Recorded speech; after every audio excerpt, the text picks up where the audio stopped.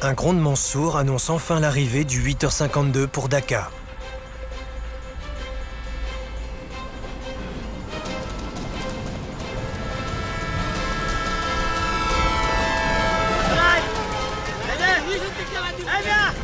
Soudain, l'agitation s'empare de la gare. Tout le monde crie « Le train arrive, le train arrive !» comme c'est souvent le cas sur un quai.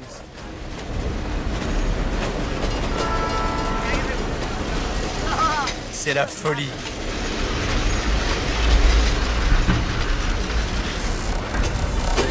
Le train est à peine à l'arrêt que le toit est pris d'assaut.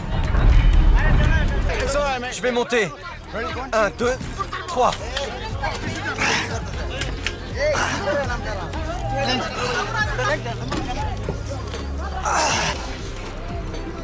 Quand la sirène retentit, les retardataires se précipitent pour hisser leur cargaison.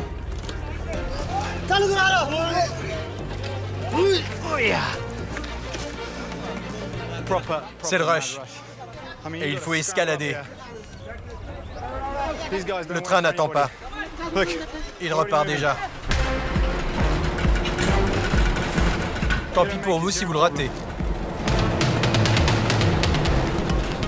Nous atteindrons Dakar dans 3 heures, après plusieurs arrêts et des pointes de vitesse à plus de 50 km/h. Cet homme a eu une idée ingénieuse. Il m'a dit de m'accrocher à un pot. Ça me fait une ancre de 25 kilos qui m'aide à garder mon équilibre, parce qu'on commence à aller vite. Il n'y a pas un pays où on vous laisserait faire ça. Santé et sécurité. Allô ?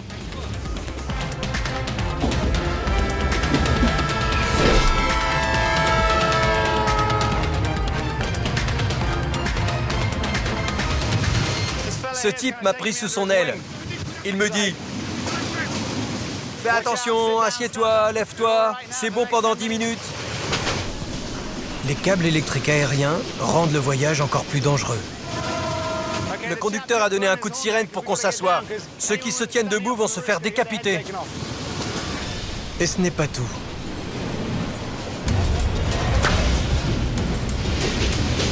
Le train passe dans plusieurs endroits où le feuillage arrive jusqu'au wagon.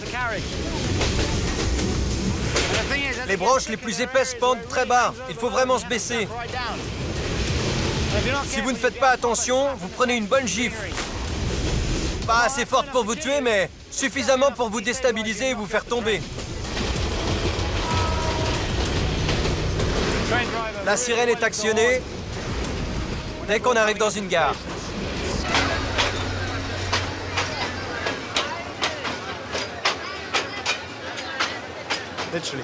C'est la folie furieuse de tous les côtés. Il y a des gens qui montent, des vendeurs, des porteurs qui embarquent avec leurs marchandises, des types qui passent d'un toit à l'autre en s'accrochant à un poteau électrique. Partout où on regarde, c'est absolument dément. Les porteurs qui sont à côté de moi sur le toit du wagon doivent livrer leur chargement d'alevins vivants. Et la seule façon de les oxygéner est d'agiter constamment l'eau à la main. Je fais ça depuis une demi-heure. Et les muscles de mon épaule et de mon avant-bras commencent à me faire mal. Quel boulot! Les porteurs peuvent garder la main dans l'eau jusqu'à 9 heures de suite, selon leur destination. C'est le moyen d'acheminement le plus délirant que j'ai jamais vu. J'ai une crampe. Faut que je bouge.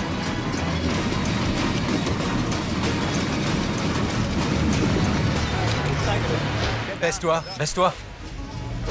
Ne tentez pas ça chez vous.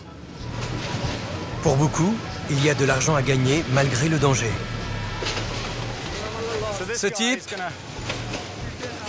va littéralement slalomer d'un bout à l'autre du train toute la journée pour vendre ses cacahuètes et ses pois chiches.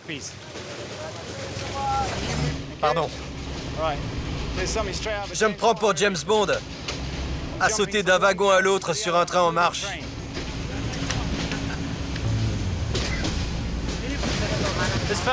Celui-ci vend des bhaji frits, des sortes de beignets fourrés aux légumes, sûrement des pommes de terre.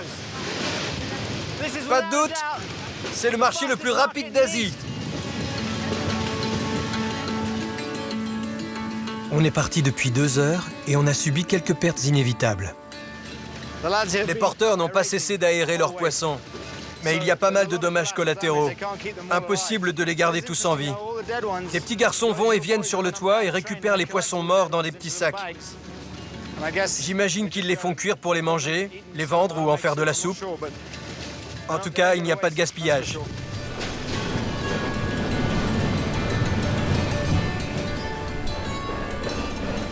Les porteurs descendent ici. Vous partez? Je vous donne un coup de main. Je ne m'arrête pas ici. Je vais juste les aider à débarquer la marchandise et je continue jusqu'à Dakar. Voilà. C'est une opération militaire et sans temps mort. Sinon, le train part pendant que vous descendez et le chargement reste sur le toit. Salut les gars, bonne chance. Ils sont partis.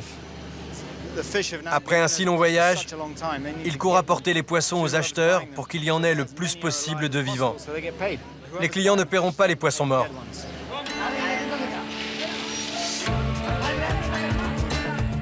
Je ne tiens pas à tenter le diable. Je vais faire la dernière partie du trajet dans un wagon de marchandises. Dakar. Et qu'est-ce que je vois? Des caisses entières de poissons. Voilà à quoi ressemblent les tilapias quand ils sortent des étangs. Ils sont prêts pour la vente, tout frais. Ils vont directement sur un marché de Dakar où ils seront immédiatement vendus et réexpédiés ailleurs. Après 3 heures d'un voyage décoiffant, on arrive enfin à Dakar, la capitale du Bangladesh.